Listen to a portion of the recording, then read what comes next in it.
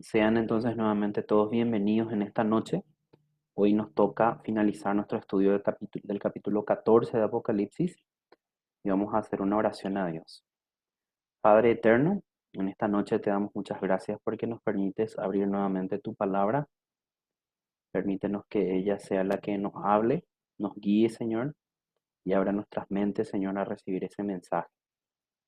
Señor, predispongo mi corazón, predisponemos nuestros corazones para que tu palabra, Señor, sea la que penetre profundamente, Señor, nuestro ser, Señor, y nos pueda convencer de nuestros pecados, Señor, y tornar nuestros corazones hacia ti, Señor. Oramos en el nombre de Cristo Jesús. Amén. Bien, en las anteriores semanas estuvimos compartiendo y dividimos este capítulo en tres secciones. En la primera sección estuvimos hablando acerca del Cordero y los 144.000. Eso se extendió hasta el versículo 5. En la segunda sección hablamos del mensaje de los tres ángeles y la voz celestial desde el versículo 6 al versículo 13. Y en esta noche la cosecha final, ¿verdad? Versículos 14 al versículo 20. Vamos a dar entonces primeramente lectura a nuestro texto. Apocalipsis capítulo 14 al 20 dice así la palabra de Dios. Y miré, y he aquí una nube blanca, y sobre la nube uno sentado, semejante al Hijo del Hombre, que tenía en su cabeza una corona de oro y en su mano una hoz aguda. Y otro ángel salió del templo, clamando en alta voz al que estaba sentado sobre la nube: Mete tu hoz y ciega, porque la hora de cegarte es venida, porque la mies de la tierra está madura. Y el que estaba sentado sobre la nube metió su hoz en la tierra, y la tierra fue cegada. Y salió otro ángel del templo que está en el cielo, teniendo también una hoz aguda. Y otro ángel salió del altar, el cual tenía poder sobre el fuego, y clamó con gran voz al que tenía la hoz aguda, diciendo: Mete tu hoz aguda, y vendimia los racimos de la tierra, porque sus uvas están maduras. Y el ángel metió su hoz aguda en la tierra, y vendimió la viña de la tierra, y la echó en el gran lagar de la ira de Dios. Y el lagar fue hollado fuera de la ciudad, y del lagar salió sangre hasta los frenos de los caballos por 1.600 estadios. Hasta allí entonces nuestra lectura. Esta sección entonces la dividimos también en tres porciones. En primer lugar se nos habla de una metáfora de la siega. En segundo lugar nos habla de una metáfora de la vendimia. Y en tercer lugar nos habla sobre el lagar. La siega en los versículos 14 al 16, la vendimia en los versículos 17 al 20 y el lagar en los versículos, en realidad la vendimia sería hasta la parte casi final del capítulo, ¿verdad? Hasta el versículo 19 sería. Y el lagar sería la última parte, el versículo 20. Vamos a tocar el primer punto, la siega. Entonces, en el versículo 14 al 16 nos dice: Miré y he aquí una nube blanca, y sobre la nube uno sentado semejante al Hijo del Hombre, que tenía en su cabeza una corona de oro, y en su mano una hoz aguda. Entonces aquí se nos presenta un personaje que dice que es similar a un hijo de hombre. Entonces, este personaje que se nos presenta en Apocalipsis, no con el nombre, se nos dice que está sobre una nube. Lo primero que logra ver Juan en esta visión es una nube blanca. Esa es la única vez en todas las escrituras que aparece la expresión nube blanca. Y sobre esta nube blanca, uno semejante a un hijo de hombre. Entonces, en primer lugar, vamos a ver qué es lo que la Biblia dice sobre la nube, para que podamos entender. En primer lugar, la nube es un símbolo de la presencia de Dios. Si nosotros leemos el texto, por ejemplo, de Éxodo capítulo 13, versículo 21, entonces nos habla de la nube como un símbolo de la presencia de Dios. En Éxodo también podemos ver que es el lugar de aparición de la gloria de Dios. Generalmente cuando Dios se comunicaba con su pueblo, lo hacía desde dentro de una nube que lo cubría por completo. También esta nube se manifestaba en el propiciatorio del arca de pacto. También en el Antiguo Testamento, en el libro de Éxodo 34:2, se utiliza para describir el descenso de Dios. Una expresión también antropopática, un antropopatismo se le denomina a esto, de que Dios desciende en su pueblo o junto a su pueblo y cubierto de una nube. También la nube en el Antiguo Testamento les indicaba el camino a los israelitas, el cual debían seguir transitar. Cuando la nube se detenía, entonces ellos también detenían el campamento, y cuando la nube se empezaba a mover, era significado de que ellos debían moverse en su campamento. Les guiaba entonces a dónde tenían que ir. También es un símbolo del juicio de Dios. En este caso, si nosotros vamos, por ejemplo, a Números, que es un libro que generalmente no lo solemos citar demasiado, ¿verdad? Pero tiene una historia peculiar. Dice así, si empezamos en el 9, Miriam era la hermana de Moisés, la hermana mayor. Ella, como Aarón, entonces habían expresado una especie de rebelión al liderazgo de Moisés. Conste que Moisés era el hermano menor. Y dice el verso 9, entonces el furor de Jehová se encendió contra ellos y se fue. Y la nube se apartó del tabernáculo. Y aquí que Miriam quedó leprosa, blanca como la nieve, y miró a Aarón, y miró a Aarón a Miriam, y aquí que estaba leprosa. Entonces, cuando la nube se apartó, tras la rebelión de Miriam y de Aarón contra el liderazgo de Moisés, ella apareció leprosa como un signo del juicio de Dios sobre su vida por esta rebelión. Entonces, asociado aparece el símbolo de la nube al juicio. Y también, si nosotros vamos al Antiguo Testamento, la simbología es más rica todavía. En Isaías nos habla justamente de esta simbología y dice así: carga de Egipto, Isaías 19:1. Carga es una palabra en el Antiguo Testamento que se utiliza para referirse a una visión. Esta visión se refería a Egipto, el país, el pueblo. He aquí Jehová cabalga sobre una nube veloz y entrará en Egipto. Los ídolos de Egipto se estremecerán ante su presencia y el corazón de los egipcios desfallecerá dentro de ellos. Entonces habla y se asocia nuevamente al juicio de Dios, en este caso a la celeridad o la rapidez con que el juicio se ejecuta. Recapitulando entonces, la presencia de Dios, la gloria de Dios, el descenso de Dios, la guía de Dios, pero también el juicio de Dios. Si volvemos entonces a nuestro texto, se ve esta expresión que dice una nube blanca. Entonces ya sabemos lo que significa esta nube blanca, el símbolo tanto del juicio de Dios como de su guía y protección. Pero en este contexto, Apocalipsis toma el elemento de juicio. En esta nube blanca estaba sentado uno que era semejante a un hijo de hombre. Dice, sobre la nube uno sentado semejante o similar al hijo del hombre. Aunque en nuestra versión Reina Valera, esto está en mayúscula, en el original en griego esto está en minúscula, hijo de hombre. Ahora, ¿quién es este hijo de hombre? Para eso nosotros necesitamos retroceder nuevamente al Antiguo Testamento. Este hijo de hombre es un personaje que es mencionado en las profecías de Daniel. Daniel, específicamente Daniel 7:13 dice, miraba yo en la visión de la noche, y he aquí, nuevamente aparece, en las nubes del cielo, uno como el Hijo del Hombre que venía, y llegó hasta el anciano de días, y le hicieron llegar delante de él, y le fue dado dominio, gloria y reino, para que todos los pueblos, naciones y lenguas le sirvieran. Su dominio es dominio eterno, que no pasará, y su reino uno que no será destruido.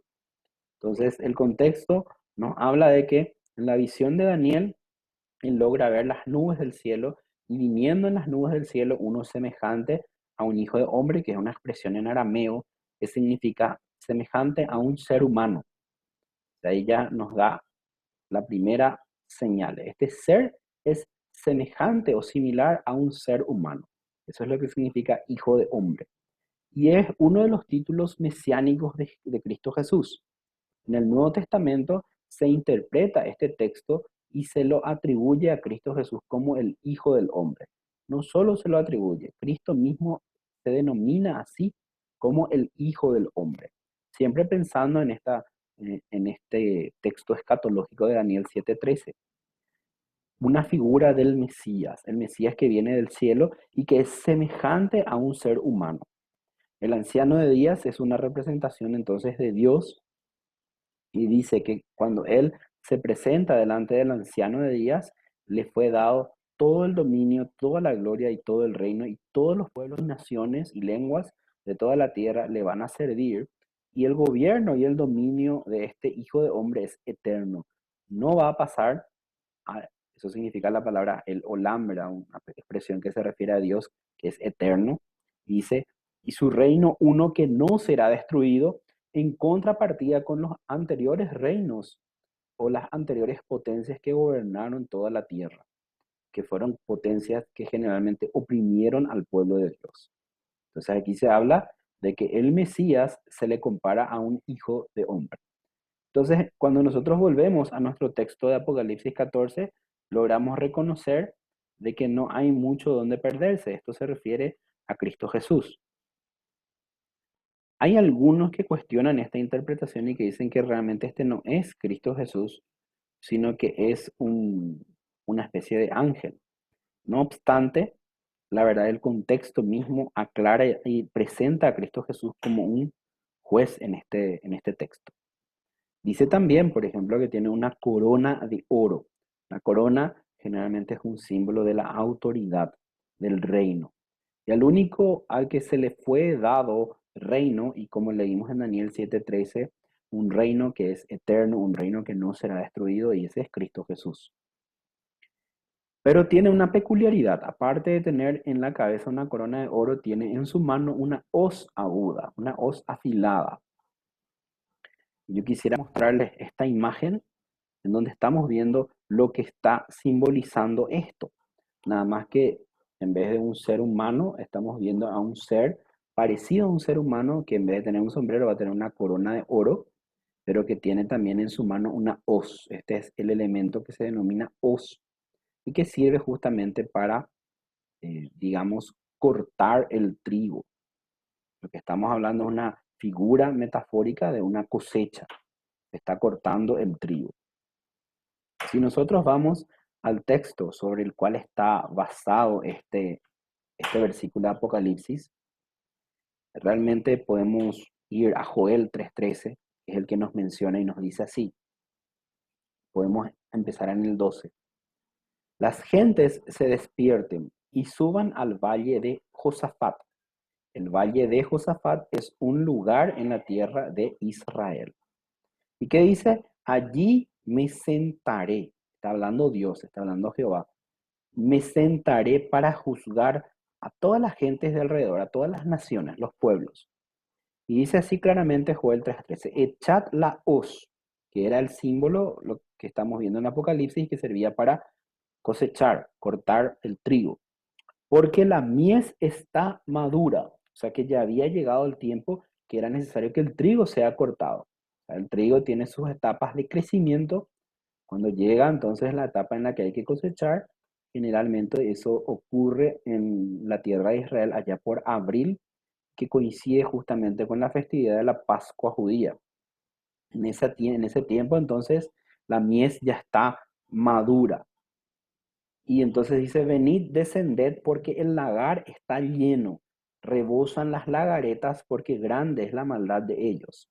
Entonces se hace una comparación con el juicio de Dios expresado en la acción digamos, de cegar.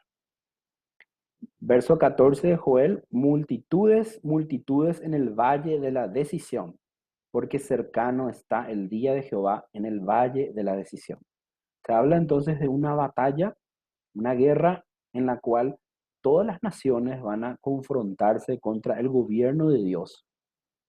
Pero en ese día el Mesías va a hacer estrago y destruir a todos aquellos que se rebelaron contra él.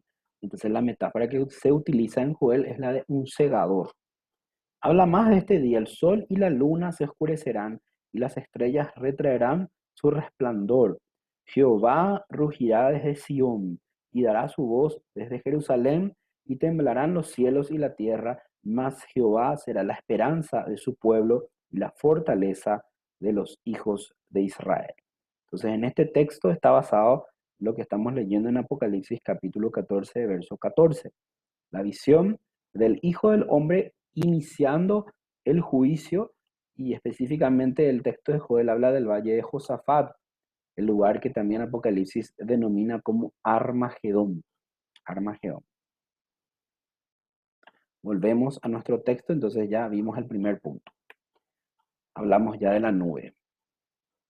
Este era un símbolo entonces de la nube que guiaba al pueblo de Israel también. Al segundo punto vamos, versículos. Vamos a ir realmente a la ciega, estamos viendo todavía el primer punto.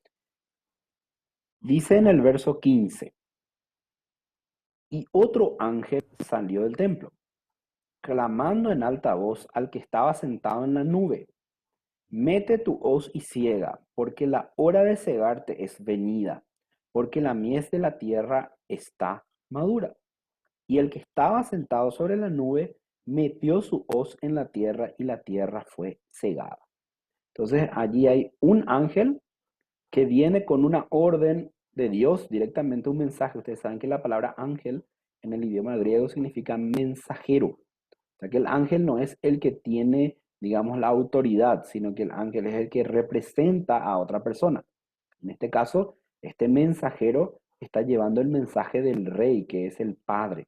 El Padre está ordenando al Hijo, que es el Hijo del Hombre, que él meta su hoz en la tierra y la ciegue, porque dice: la hora de cegar es llegada.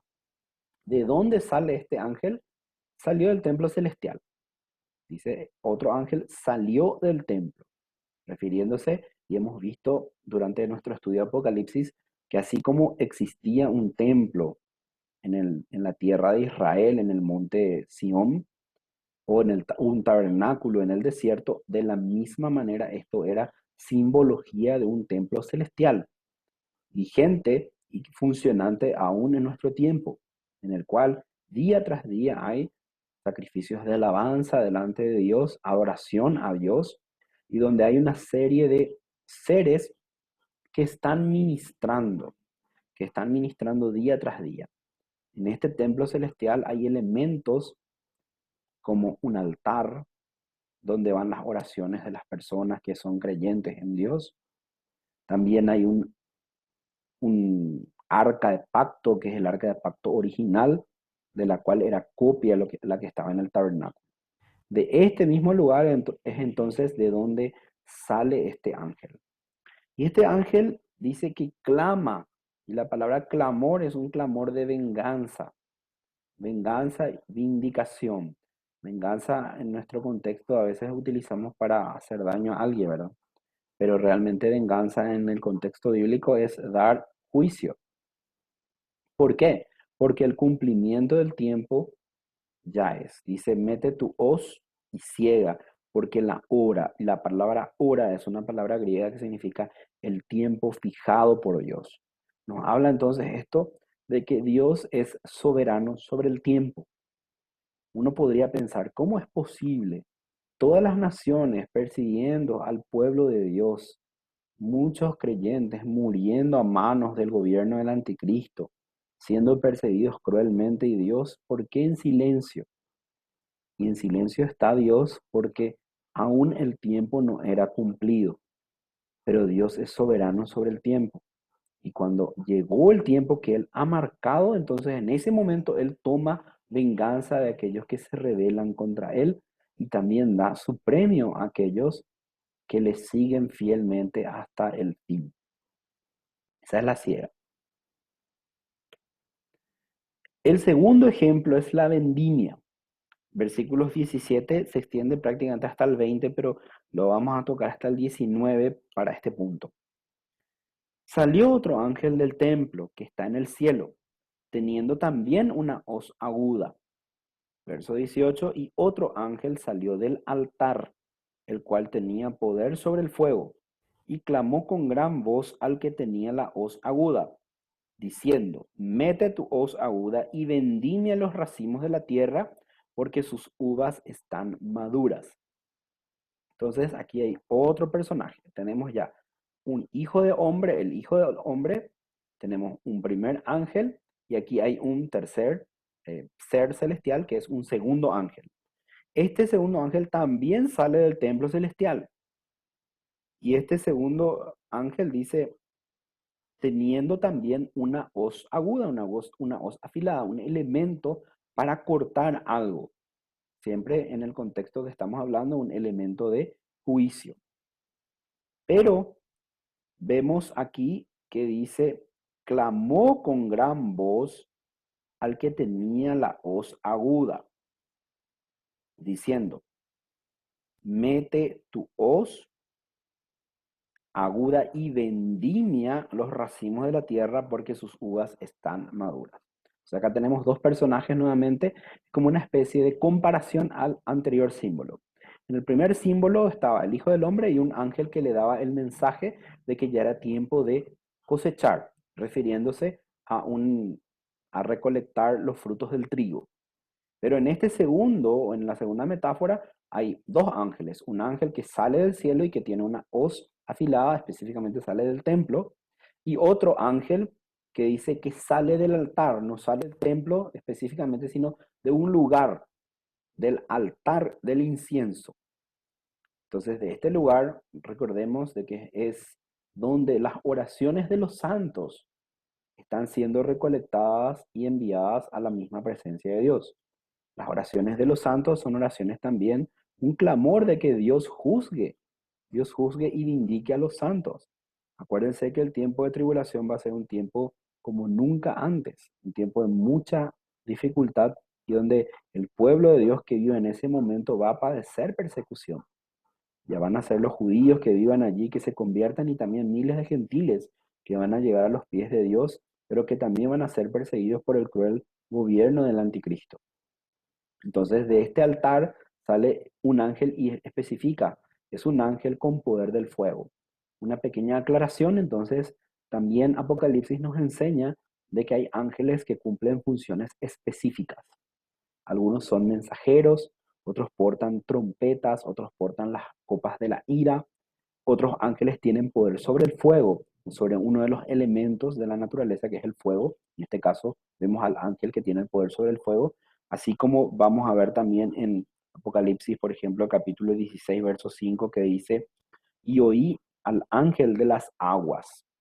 Entonces también hay un ángel del fuego y un ángel de las aguas. Esos son los elementos. En la antigüedad se consideraba que los elementos eran el fuego, el agua, la tierra, el aire, y algunos le agregaban nuevamente el éter, ¿verdad? El quinto elemento. Entonces, este ángel tiene el poder sobre el fuego. También el libro de Job habla de criaturas celestiales que tienen el poder sobre las tormentas, sobre el granizo. Al final, el que gobierna es Dios, pero él utiliza a sus súbditos para actuar en toda la creación también. La orden es dada, nuevamente el Padre ordena, mete tu hoz aguda y vendimia. Ahí utiliza una palabra diferente a la anterior metáfora. La anterior metáfora era y ciega, y esta dice y vendimia. Entonces son dos metáforas diferentes. La primera era referida al recolectar el trigo, y la segunda entonces es a esto, a cortar las uvas. Estas son uvas especiales que se utilizan para producir el vino tinto.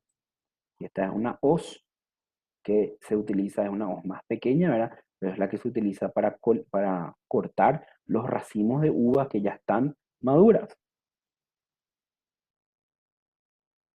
Y también la razón es la misma. Las uvas están maduras, ya es el tiempo. Nuevamente vemos a Dios como aquel que controla todo y aún tiene poder sobre el tiempo. Eso también nos da una gran esperanza a nosotros como creyentes cuando nosotros estamos atravesando por circunstancias difíciles, estamos siempre en el tiempo de Dios. Él tiene el control absoluto, aún de las más grandes dificultades o adversidades que podamos estar pasando. Él tiene el control absoluto. Si Él no tuviera el control absoluto, entonces no sería soberano. Pero gracias que Dios es soberano y tiene el control sobre todo. Ningún pajarillo cae sin que sea su beneplácito.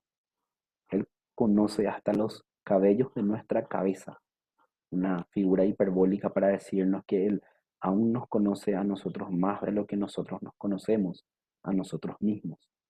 Tiene un control absoluto, un Dios magnífico, un Dios grande, no es un Dios que deja las cosas al azar y no es un Dios como el que creen los agnósticos que no interviene en su creación, sino que es un Dios que controla todo. Si bien ahora parece que está en silencio, sin embargo está preparándose todo para que Él tome el control absoluto de la historia. Eso es lo que vemos en esta vendimia. Y la última metáfora es la metáfora del lagar. Leemos en el verso 19, y el ángel metió su hoz aguda en la tierra y vendimió la viña de la tierra y la echó en el gran lagar de la ira de Dios. Y el lagar fue hollado fuera de la ciudad, y del lagar salió sangre hasta los frenos de los caballos por 1600 estadios. Entonces acá vemos la tercera metáfora de la noche, el lagar. ¿Qué es el lagar? Entonces esto es el lagar. Entonces una cuba de, o sea, por lo menos esta era la manera como tradicionalmente se hacía el vino. Entonces era una cuba de madera donde se ponía los racimos que habían sido cortados, que habían sido vendimiados, y había gente, generalmente esto en la tierra de Israel, ¿verdad? Durante el tiempo de la vendimia se subía encima de esto y empezaba a aplastar. Aplastaba las uvas y esto empezaba a drenar el líquido, que posteriormente entonces se iba a convertir, después de ser fermentado, en vino. Entonces esta es la metáfora que está utilizando allí el libro de Apocalipsis. Si nosotros vamos entonces a uno de los textos, uno es Isaías 63, 1 al 3.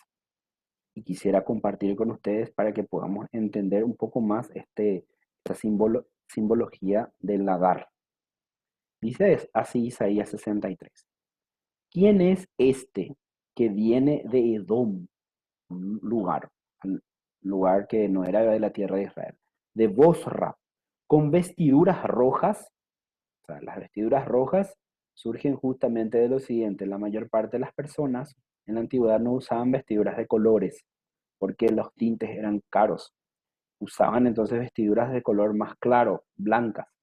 Y evidentemente, si uno utiliza el tipo de vestimenta que utilizaban ellos, que no eran pantalones, sino que eran túnicas, tanto hombres como mujeres, y si uno empieza aquí a pisar el lagar, ellos lo hacían al son de la música, evidentemente, así como ven los pies de estas personas están rojos, teñidos, pareciera como de sangre, esto realmente es el jugo de la uva. Esto salpicaba sus vestidos. Entonces la expresión aquí en Isaías dice: ¿quién es este que viene de Edom, de Bosra, con vestiduras rojas? Porque estaba pisando el lagar. Este que es hermoso en su vestir, que marcha en la grandeza de su poder. Yo, el que habla en justicia, poderoso para salvar. Pregunta nuevamente Isaías: ¿por qué es roja tu vestidura y tus ropas como del que ha pisado el lagar? ¿Sí? ¿Cómo uno identificaba quién pisó el lagar? Evidentemente porque las vestimentas de las personas estaban teñidas de rojo, perdón. Verso 3: he pisado el lagar yo solo, y de los pueblos nadie fue conmigo. Los pisé con mi ira y los hollé con mi furor, y su sangre salpicó mis vestiduras y manché todo mi ropaje. Entonces ahí transforma en una metáfora, así como aquel que está pisando el lagar se salpica del jugo de la vid, que es rojo, de la misma manera está hablando del juicio ejecutado sobre las naciones y las vestiduras de sangre. En vez de jugo representa la sangre. Verso 4 de Isaías 63, porque el día de la venganza está en mi corazón y el año de mis redimidos ha llegado. Entonces hay dos. Por un lado, la venganza. Como les decía, venganza en el Antiguo Testamento es vindicación, justicia sobre los rebeldes. Pero también el año de aquellos que fueron redimidos ha llegado para darles su premio, su recompensa. Miré, verso 5, y no había quien ayudara, y me maravillé que no hubiera que quien sustentase, y me salvó mi brazo y me sostuvo mi ira. Y mi ira hollaré los pueblos y los embriagaré en mi furor y derribaré a tierra su fortaleza. Entonces ahí les invito a leer todo el texto nuevamente de Isaías 63, que nos habla justamente de este lagar de la ira de Dios, un símbolo de su juicio y de su justicia. Y hay una profecía antigua que está en Génesis, que según los sabios judíos fue escrito para el final de los tiempos. Una profecía que Jacob habló sobre cada una de las tribus. Y dice cuando se refiere a Judá, Génesis 49:10, no será quitado el cetro de Judá, hablando de que de Judá va a salir un rey, ni el legislador de entre sus pies hasta que venga Silo o Silo. Silo es un nombre que los rabinos siempre interpretaron refiriéndose al Mesías, hasta que venga el Mesías. Y a él, al Mesías, se congregarán los pueblos. Y verso 11, un texto un poco enigmático, pero que tiene significado con respecto a lo que estamos leyendo. Atando a la vid su pollino y a la cepa el hijo de su asna, dice, lavó el vino su vestidura y en la sangre de uvas su manto. Entonces hablas de el Mesías y en este contexto el vino habla del lagar, representa la sangre de los pueblos que van a ser condenados por el juicio de Dios y del Mesías. Este es el texto también que hace alusión a esta antigua profecía y que nuevamente es refrescada en Apocalipsis capítulo 14. Otra característica, ¿dónde está este lagar? O sea, sabemos que no es un lagar literal, que representa simplemente la ira de Dios desatada sobre las naciones que se rebelaron contra él. Dice la ubicación, el lagar fue hollado fuera de la ciudad. ¿Por qué fuera de la ciudad?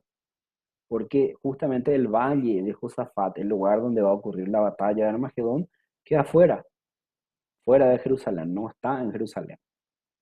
Entonces estamos hablando de eventos, un evento bastante llamativo, una guerra, la batalla final, la batalla de Armagedón, fuera de la ciudad de Jerusalén. Y hay algo también, otro símbolo aquí, que dice, y del lagar salió sangre hasta los frenos de los caballos. El freno del caballo es algo que se pone en la boca del caballo y que el jinete lo que hace es tirar.